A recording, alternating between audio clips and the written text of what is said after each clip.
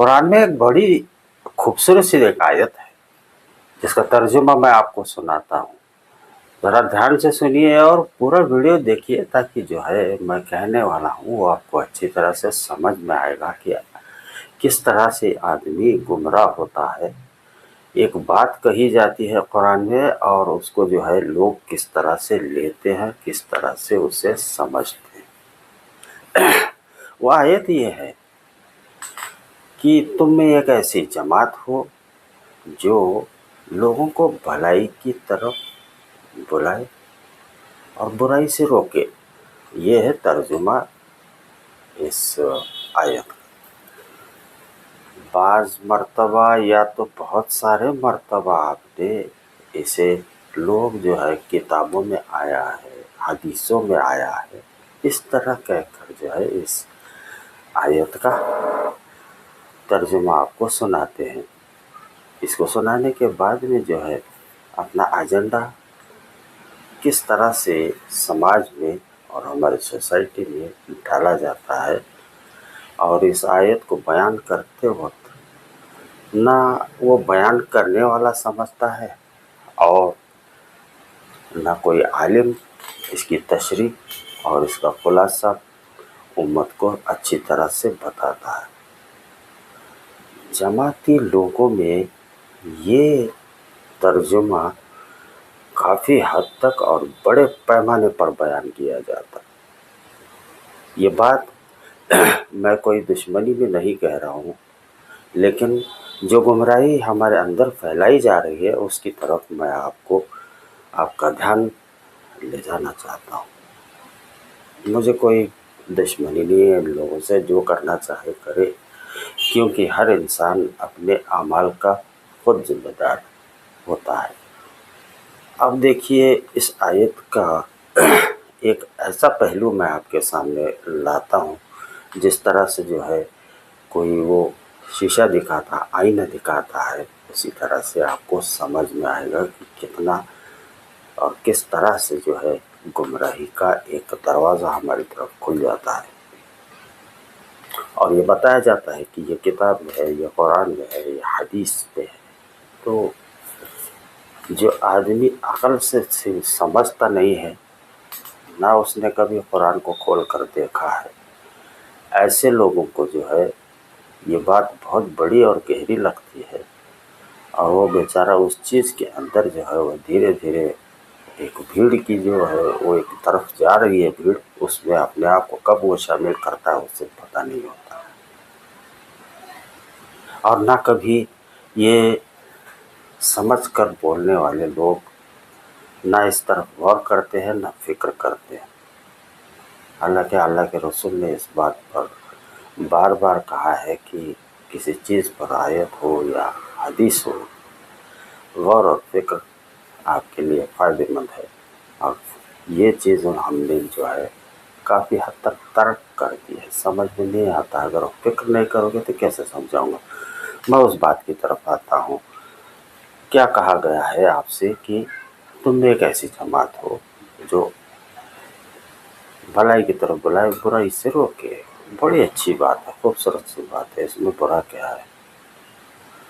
वहाँ चीज़ लोग खुलासा करने से चूक जाते हैं कि तुम में एक ऐसी जमात हो, तुम में एक जमात हो, और से सुनिए, तुम में एक जमात ऐसी हो। ये जो तुम में जो लिखा हुआ है इसका मतलब ये है कि अगर आपके मोहल्ले में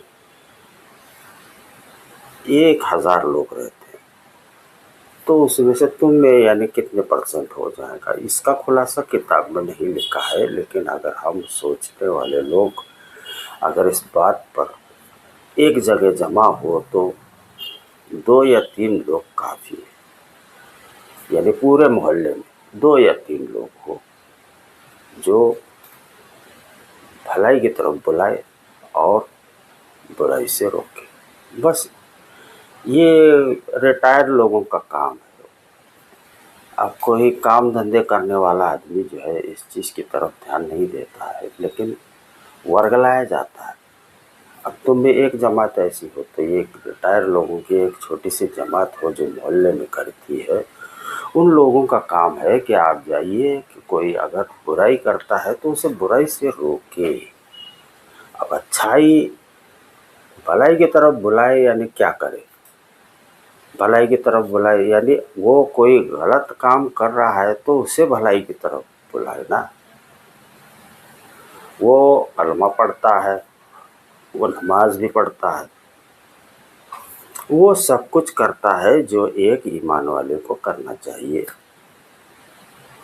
اب تم میں ایک جماعت ایسی ہو جو بھلائی برائی یہ سب بیان سننے کے بعد میں ایک جماعت میں ایک ایسا پروپیگنڈا پھیل گیا کہ سارے سماج کو بلایا جائے، ایک بڑی سی جماعت نکالی جائے اور ایک عجیب سے جیسا یہ ایک نیا مذہب بن گیا، ایک نیا فرقہ بن گیا۔ اب سب سماج کو بلاؤ، اجتماع کرو، بیان سنو اور جیسا ہم کہیں، ہم جیسا ایجنڈا اس میں ڈالے اس حساب سے اس طرف چلے جائیں۔ اب بھلائی کا ڈیفینیشن کون طے کرے گا کہ بھلائی کی طرف بلائے؟ اگر وہ آدمی گناہ گار ہے، کوئی چیز غلط کرتا ہے، تب اسے تلقین کی جائے کہ تو جو کر رہا ہے وہ غلط ہے، اسے بلائیے، آپ ان سے جا کر خود بات کریں، مسجد میں بلائیں۔ اب یہ کہاں کا ایک کامن سی بات ہے، یہ لوگ سمجھتے نہیں ہیں، نہ سمجھاتے ہیں، یہ ایسے عمل کیے جا رہے ہیں جس کو جو ہے کافی بڑا ایک نیک کام سمجھ کر جو کیا جا رہا ہے وہ کتنی حد تک جو ہے وہ غلط ہے، یہ لوگوں کو سمجھ میں نہیں آتا ہے، نہ کوئی بولتا ہے۔ اگر بولو گے تو اس آدمی کو بائیکاٹ کیا جاتا ہے۔ ایک جماعت آپ کو بلائے بس ہو گیا نا۔ اب خدا کا راستہ ہے، اللہ کا راستہ ہے، اس طرح کی چکنی چپڑی باتیں بلا کر اسے جو بلایا جاتا ہے درگاہ کی طرف، اولیاء اللہ کے مزاروں پر جانا جو ہے اسے گناہ سمجھایا گیا، حالانکہ کئی کتابوں میں ایسا نہیں آیا۔ باقاعدہ حدیث کی کتابوں میں آتا ہے کہ جب جمعہ کا وقت آئے تو آپ قبرستان چلے جائیے۔ معمولی قبرستان کی طرف جانے کے لیے جو ہے بتایا گیا ہے، تو اولیاء کرام کی قبر مبارک اس سے کہیں زیادہ درجہ رکھتی ہے۔ ایسا نہیں ہے کہ کوئی ولی ہے اور اس کی درگاہ بنی ہوئی ہے، اس کی قبر بنی ہوئی ہے اور وہاں سے فیض جاری نہیں ہوتا ہے امت کے لیے، تو ایسا ہوتا نہیں۔ لوگ باقاعدہ وہاں جاتے ہیں اور اپنا فیض حاصل کرتے ہیں۔ وہاں جا کر گھر آنا یا لوگوں کا وہاں فاتحہ پڑھنا، پھول کا عطا کرنا، خوشبو لگانا، تعظیم کی طرح جو ہے اس کے پاس جو ہے اپنے آپ کو جھکانا، یہ سجدے میں نہیں آتا نا۔ کون سمجھایا آپ کو؟ ایک سجدہ ایک الگ چیز ہوتی ہے اور تعظیم الگ ہوتی ہے۔ ان لوگوں نے دیکھا نہیں، حال ہی میں 100 سال پرانا یہ فرقہ آیا ہوا ہے، اس سے پہلے بھی لوگ کیا وہ گئے بغیر ایمان کے گئے؟ اولیاء کرام جو زندہ تھے وہ 400-500 سال پہلے ان لوگوں نے بھی کیا نا، جیتے جاگتے اپنے جو پیر ہوتے تھے، اپنے استاد ہوتے تھے، ان کے جوتے تک سیدھا کرتے تھے، ان کے جوتے اپنے سر پر رکھتے تھے۔ اب بتائیے کیا یہ گناہ ہو گیا؟ جب ایک ولی کے سامنے ایسی چیزیں ہوتی ہے، دین کا علم اس سے سب سے زیادہ یا آپ کو یا اس فرقے کو؟ ایک جماعت ہو تو پھر کہاں کا اجتماع، کہاں کا اللہ کا راستہ؟ اللہ کا راستہ ایسا ہوتا ہے، اللہ کا راستہ ایسا ہوتا ہے۔ اب صرف غور فکر کرنے کے بعد میں آپ کو پتہ چل جائے گا۔ بس آپ کو ایک دکھ رہا ہے کہ کوئی نیک کام چل رہا ہے، لیکن ایک ہی چشمے سے اگر آپ اس کو دیکھو گے تو آپ کو لگ سکتا ہے آپ ٹھیک ہے، لیکن اگر آپ اس کو اینالائز کریں گے، आप किताबों में जाकर देखेंगे जो चल रहा है वो अलग है, अब जो चलना चाहिए वो लोगों को पता ही नहीं। इसीलिए तो हम मात खाते हैं, हमारी आंखें बंद हो जाती हैं। कोई ये नहीं आपको बताएगा कि आपको अच्छी तरह से जो अल्लाह की किताब है वो समझ कर पढ़नी चाहिए। इसकी तरफ मेहनत ज़्यादा नहीं की जाती। तुम एक जमात हो तो इसको ऐसे पकड़ लेंगे, मिंबर पर कूद कूद कर ये बयान करेंगे। भोले भाले इंसान जो है इस ट्रैप में आ जाते हैं, समझ में नहीं आता, गौर और फिक्र नहीं करते, इसलिए मुसीबत में आ जाते। अपना काफ़ी वक्त निकाल कर जो है अपना कीमती वक्त ऐसे चीज़ों में लगाया जाता है जो ना कि कोई किताब में आता है और ना कोई सुन्नत होती है और ना कोई बिदअत होती है। बस एक उंगली उठाते हैं कि ये चीज़ और ये लोग बिदअती हैं, हम सही।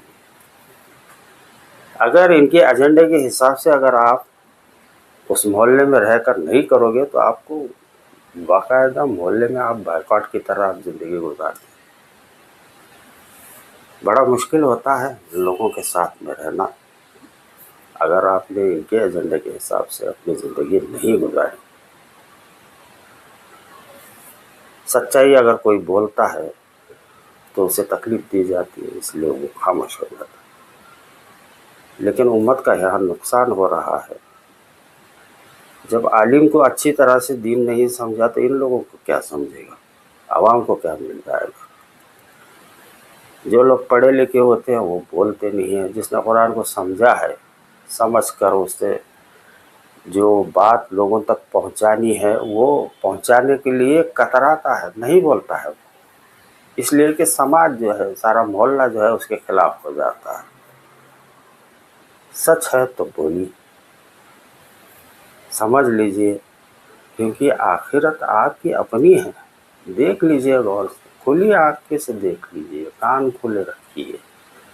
जो मैं अमल कर रहा हूँ क्या वाकई में वो सही है, इसका फैसला आपको खुद करना है, क्योंकि इंडिविजुअली खुदा के सामने हिसाब आपको देना है, ना कि उन लोगों को जो आपको इस एजेंडे की तरफ बुलाते हैं।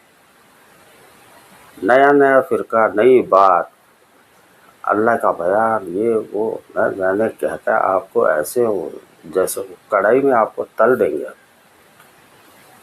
आप खुद अगर जिस दिन ये सीख जाएंगे कि कुरान फ़िरक़ों की बात नहीं करता तो उसको समझकर अगर आप ज़िंदगी गुजारेंगे तो आप ऐसे चीज़ों की तरफ जाएंगे ही, क्योंकि आपको खुद मालूम कुरान कोई आलिम की बात नहीं करता, ना हाफिज़ की बात करता है, ना अल्लाह के रास्ते की बात करता।